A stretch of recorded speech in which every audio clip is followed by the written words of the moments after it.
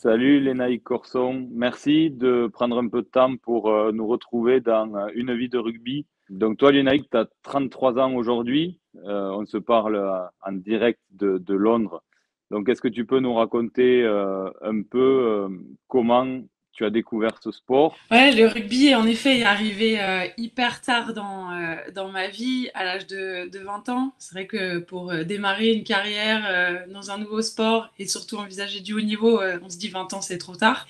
Et c'est vrai que à l'époque, le rugby féminin, c'était pas connu, même par moi. Hein. Moi, j'avais jamais regardé du rugby féminin à la télévision, déjà parce que ça n'existait pas.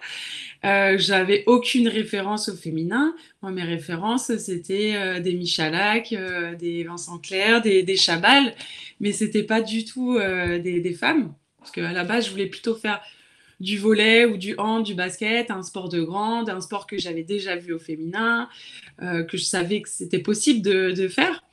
Et finalement, dans la liste des sports universitaires, il y avait le rugby et après, juste en dessous, il y avait marqué le rugby féminin. Et je me dis, ah ouais, bon, bah ça existe vraiment. Et je me suis dit, bah vas-y, let's go, on y va, on essaye. Ce qui m'a plu, disons, dès que j'ai mis un pied sur le terrain, c'est vraiment l'atmosphère, le fait aussi de découvrir un nouveau sport, d'être curieuse, ouais, d'aller vers les autres, de découvrir ce sport, de découvrir de nouvelles règles, de nouvelles façons de faire.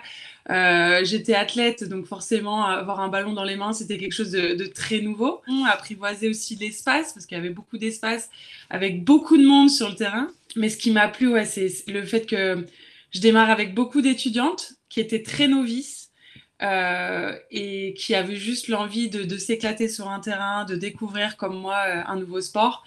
Et on a vécu ouais, une très très belle aventure avec la fac de Rennes. Vraiment, à cette époque-là, on était très peu de joueuses de rugby. On était à peu près en 2009, 8000 joueuses de rugby. Contre maintenant, je crois qu'on est 23, 24 000. Et notamment, grâce à la médiatisation télévisuelle, il y a eu la Coupe du Monde en 2014 qui a été diffusée sur France TV. Et ça a eu un énorme élan pour notre pratique où bah, les gens se sont rendus compte qu'on savait jouer au rugby, qu'on avait un super état d'esprit, qu'on gagnait nos matchs à une époque où les garçons perdaient beaucoup.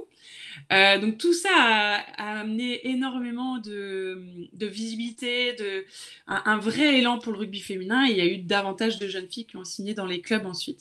Est-ce que toi, assez vite, tu as conscience quelque part de ce rôle d'ambassadrice que tu as joué pour le développement de la pratique? Je pense qu'on est tous ambassadrices de notre sport. Du moment où on met un short de rugby, des crampons et qu'on va sur le terrain, on est déjà ambassadeur de notre sport. On parle beaucoup de famille, de solidarité, de cohésion, de troisième mi-temps.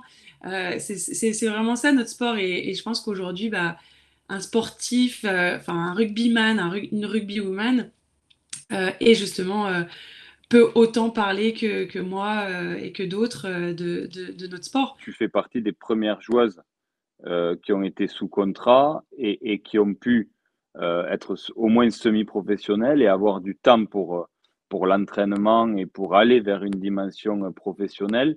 Est-ce que cette expérience que tu as vécue, elle a vraiment été bénéfique et est-ce que tu sens que les choses avancent dans le bon sens sur la professionnalisation du rugby féminin?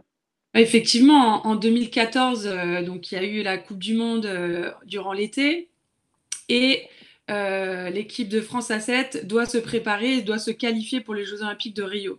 Et finalement, la fédération a misé sur nous, elle s'est dit, bon, bah voilà, si on veut se qualifier pour les Jeux Olympiques, il va falloir que ces contrats aident nos joueuses à se préparer, à performer. Du coup, pour pouvoir entrer dans ce centre d'entraînement, il fallait absolument avoir un double projet. Donc, soit un projet d'études ou soit un projet professionnel où on allait travailler en entreprise. C'était quand même déjà très nouveau pour nous. Euh, les choses n'étaient pas vraiment structurées à la Fédé. Nous, on était dans l'amateurisme le plus complet, donc de passer à une étape supplémentaire vers le professionnalisme, c'est ce qu'on rêvait, mais on n'était pas préparé, que ce soit autant les joueuses que la Fédé. Et puis voilà, les choses se sont mises petit à petit en place. Des conditions un petit peu rudes au début, hein, on montait sur Paris pour 1000 € par mois, des conditions d'entraînement très très très rudes. on n'avait qu'une chose en tête, c'était qualifier l'équipe de France à 7 pour les Jeux Olympiques de Rio, chose qu'on a réussi à faire en 2015. Donc ces contrats ont perduré parce qu'on était aussi dans un contrat très précaire. Parce que si on ne se qualifiait pas, je ne suis pas sûre que ces contrats auraient perduré. Donc on a réussi à se qualifier, les contrats ont perduré. Et puis ensuite, c'est en 2018 que les filles du 15 ont pu bénéficier aussi de ce type de contrat. Et aujourd'hui, c'est clair, aujourd'hui on est dans un confort de vie qui est inégalable par rapport à ce qu'on a vécu auparavant. Au fur et à mesure du temps, nos contrats sont passés de 50% à 75% du temps. À 7, ils sont passés de 75 à 100% aujourd'hui. Et moi, j'avais fait le choix de continuer de travailler, de m'impliquer professionnellement, préparer aussi la suite de ma carrière parce que je savais que le rugby, ça pouvait se terminer du jour au lendemain. Tu es une des plus grandes deuxièmes lignes de l'équipe de France féminine de rugby, 10 ans d'équipe de France, 30 sélections, ce qui peut paraître peu par rapport à la durée, mais on y reviendra peut-être tout à l'heure, ça fait aussi partie des problématiques du rugby féminin, c'est de jouer un peu moins que les garçons. C'est quoi ton regard sur cette Coupe du Monde 2017 qui, j'imagine, a été marquante pour toi? Je vais te contredire parce que du coup, la Coupe du Monde 2014, je l'ai regardée à la télévision et ça a été un moment dur et aussi un leitmotiv de me dire bah, la prochaine, elle sera pour moi, quoi. La prochaine, elle sera pour moi. C'est pareil pour les Jeux Olympiques de Rio. Je les ai préparés durement avec toute l'équipe et j'ai pas été sélectionnée. Ça reste des moments qui sont durs personnellement parce qu'on sait tout l'investissement qu'on y met, qu'on ne vise que par ça. Notre vie est rythmée pour jouer cette Coupe du Monde, pour jouer ces Jeux Olympiques. On fait beaucoup de concessions, énormément de concessions. Et, euh, et c'est vrai que de ne pas réaliser ces événements mondiaux, c'est des vrais crève-cœurs. Et en même temps, c'est ce qui a façonné la personne que je suis aujourd'hui. Quelqu'un qui lâche pas, je lâche jamais rien. Et tant que le dernier gong n'a pas sonné, je lâche pas. Et c'est ce qui m'a vraiment poussée à m'entraîner encore 2 fois plus dur pour la Coupe du Monde 2017, de gagner aussi beaucoup en confiance, de savoir qui j'étais, qu'est-ce que je pouvais vraiment apporter à l'équipe sur le terrain. Et c'est vrai qu'en 2017, j'arrive avec déjà un 6 nations dans les pattes, des filles qui comprennent de plus en plus comment je joue. Moi aussi, je comprends de plus en plus comment l'équipe fonctionne. Je m'approprie vraiment le projet de jeu. Et c'est là qu'en fait, bah, j'explose finalement, que j'ai confiance en mon staff. Enfin bref, je pense qu'aujourd'hui, une équipe qui performe, c'est aussi beaucoup une question de confiance. Et à ce moment-là, j'avais cette confiance full. Et ce qui m'a permis voilà, de jouer une super Coupe du Monde avec mes copines.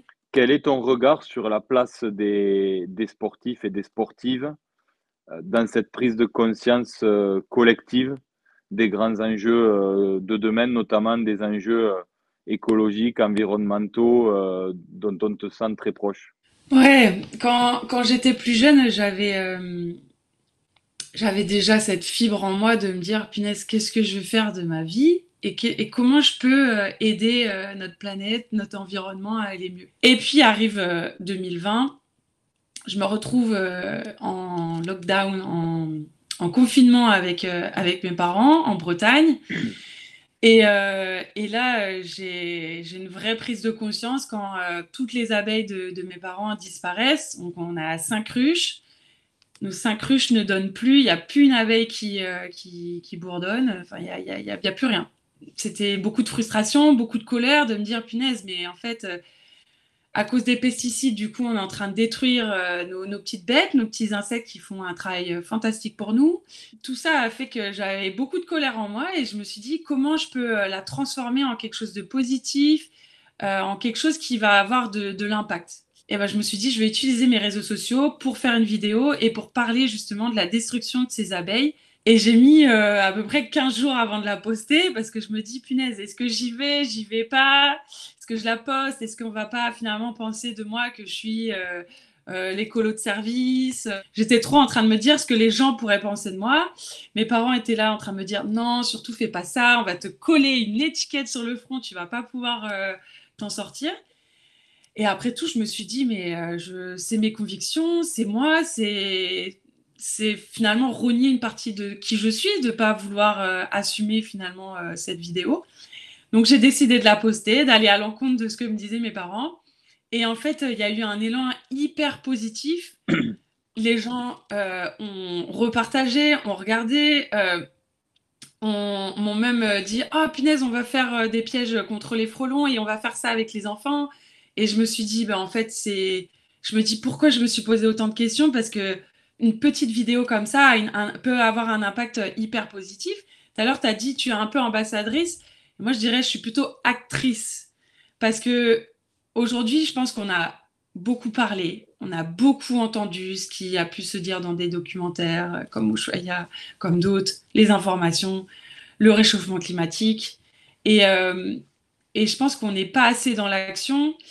Et, et quand on sait vers la tendance vers laquelle on va si on ne fait rien, et quand j'en ai pris vraiment conscience en 2020, je me suis dit, bon, maintenant, ok, c'était cool ta vidéo, mais maintenant, comment tu peux agir, comment tu peux changer les choses sur le terrain. Et je devais travailler dans la communication. Et finalement, je les rappelle, je leur ai dit, bon, est-ce que ça marche toujours? Je peux toujours vous rejoindre à 25% à côté du rugby, j'aimerais m'engager auprès de vous, mais puis à la communication dans la RSE. Alors bien évidemment avec l'environnement comme leitmotiv, mais aussi la féminisation du sport, du rugby, qui est aussi un de mes combats, entre guillemets, le sport santé et puis l'éducation. Quelle est ta vision des grands enjeux du rugby de demain et de son ouverture à la féminisation? Ouais, je suis confiante déjà. Je pense qu'on peut regarder la Coupe du Monde qui a eu lieu cet été, qui a été encore une fois une vraie réussite. Coupe du Monde après Coupe du Monde, on voit qu'il y a de plus en plus de monde qui suivent, de plus en plus de monde dans les stades. Le niveau des équipes augmente, la professionnalisation des équipes augmente. Je viens de lire dans la presse il y a à peine une semaine l'équipe des Écossaises qui sont enfin aussi professionnelles. Donc en fait, vraiment, il y a vraiment un élan autour de la professionnalisation, de le rendre plus performant. Et on sait qu'aujourd'hui, ça passera par plus de moyens et plus de visibilité. Il y a un exemple que j'aime beaucoup en Angleterre, c'est ce qu'ils ont réussi à faire avec la première chip anglaise. C'est-à-dire que, alors on ne gagne pas des salaires mirobolants, mais par contre, ils ont énormément professionnalisé la structure. Donc, c'est-à-dire qu'on bénéficie des mêmes structures que les garçons, la même salle de muscu, on a des salles de réunion, des salles de repos, des salles de kiné. On a 3 kinés pour nous, un docteur qui est tout le temps sur place avec nous. Enfin, c'est des choses qui peuvent paraître aujourd'hui, on se dit, bah oui, c'est normal. Mais moi, dans les clubs en France où j'ai été, c'était pas vraiment le cas. Euh, et, euh, et je pense qu'il y a vraiment un élan qui se fait là en ce moment. Mais pourquoi? Parce que aujourd'hui, c'est aussi pour plus de mixité, parce qu'on veut prôner ça dans nos politiques RSE. Justement, mettons-le en place. Que c'est aussi un sport d'évitement, un sport qui a une grosse capacité de s'envoler avec le public féminin. Je sais qu'aujourd'hui, les problématiques dans le rugby masculin, c'est d'avoir plus de femmes dans les stades, plus de jeunes. Et je pense que ça passera aussi par le développement du rugby féminin. Donc on te souhaite une belle fin de saison, une belle aventure anglaise. Et chez Sud Radio, on aime le rugby féminin. On a beaucoup laissé la parole aux filles et on va le faire de plus en plus. Et je te dis à très vite. Merci à toi. Merci, merci.